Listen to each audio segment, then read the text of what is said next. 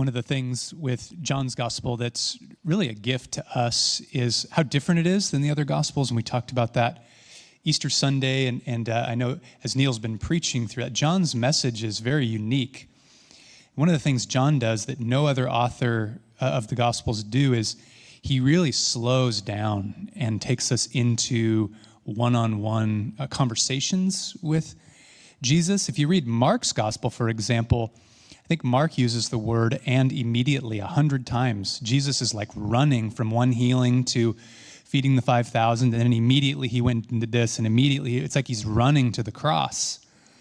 But in John's gospel, John has more one-on-one conversations. In fact, the most extended dialogue he has is with a foreign woman at a well in chapter 4. And it's this long, leisurely, long cup of tea with Jesus. And so what we want to do over the next several weeks is, even though this is a brief period of time, this is a deep dive into a really close, intimate conversation that Jesus is having with, in many instances, one person, but in a couple of instances, as we'll see, with groups of people. And so if you got your Bibles, I'd love for you to get them out to John 20. That's really where the bulk of our time over the next couple of weeks is going to be. And what we're going to see is, we're going to see Jesus moving these individuals or groups of people out of irreversible situations.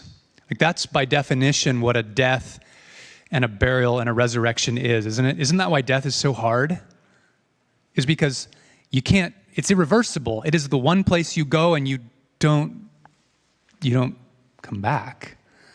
So nothing can change that. And yet the resurrection is the ultimate reversible of an irreversible situation. And as Neil and I have named this Afterglow, what we're going to see is Jesus taking people out of irreversible situations. They're not dying, but they're in places of irreparable sadness,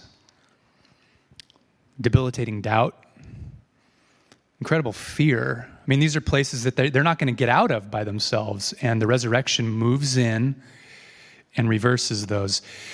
On Easter, we talked about the empty tomb, and Peter and John running to the tomb after Mary told them, Jesus is alive, and we found out that Peter isn't as fast as John, and that gets us through the first couple of verses. What I want to do is jump to verse 10, after the disciples had run and looked at the empty tomb and seen the burial cloth folded up and all that. Notice this first appearance to this individual, to Mary, as she's sitting there, says, the disciples went back to their homes. And right there, this may be like a place they're staying in Jerusalem, but this might have been a fair walk for them, right? A journey back to Capernaum or the Galilee, or, they didn't just get on a car. And this was a journey, a long, puzzling, what is going on kind of a journey. And as they're doing that, Mary shows incredible devotion, incredible sadness. She wept. She bent over to look into the tomb and saw two angels in white seated where Jesus' body had been, one at the head and the other at the foot. And they asked her, "Woman, why are you crying?" "They've taken my Lord away," she said, "and I don't know where they have put him." At this, she turned around and saw Jesus standing there, but she didn't realize that it was Jesus. "Woman," he said, again, "why are you crying? Who is it you're looking for?" And thinking he was the gardener, she said, "Sir, if you've carried him away, tell me where you've put him, and I will get him." And Jesus said to her, "Mary." And she turned toward him and cried out in Aramaic, "Rabboni," which means teacher.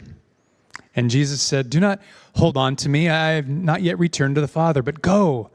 Go instead to my brothers and tell them, I am returning to my Father and your Father, to my God and your God." And Mary Magdalene went to the disciples with the news, "I have seen the Lord." And she told them that he had said these things to her. What we're going to do over the next several weeks is we're going to come back and we're going to dive deeper into each of these little scenes, because there's so much, and there's a lot of puzzling things that we're going to need to look at and unpack together. But the things that stick out to me right off the bat are a couple things. Mary is irreparably sad. Right? She wasn't coming to the tomb looking for a resurrection. The Jewish people didn't believe in a resurrection that would happen in space and time. They believed in a resurrection that would happen at the end of the world's story. And what God does to the surprise of the Jews, to the surprise of every one of his disciples, even though he told them over and over again, he would say, I am the resurrection, as he rewinds that future into the present. And Mary's not looking for it. She's not ready for it. She's incredibly, irreparably sad.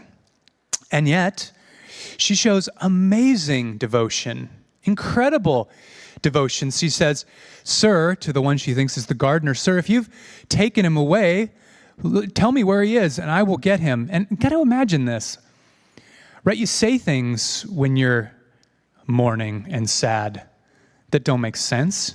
Has anybody ever done this? You know, when you're just deep in the clutches of a shocking thing and things just come out of your mouth. Like, what's Mary going to do?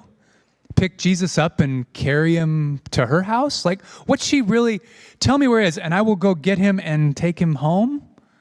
Like, this is just, it's silly. And yet there's so much decisiveness in her voice. Like, that was my Lord and I'll do whatever I need to do to make sure that he's buried properly. I'll put him up on my shoulder and take him to a safe place so that this can all be taken care of. So there's irreparable sadness, and yet there's incredible devotion. She's the only one that stays where her Lord was buried.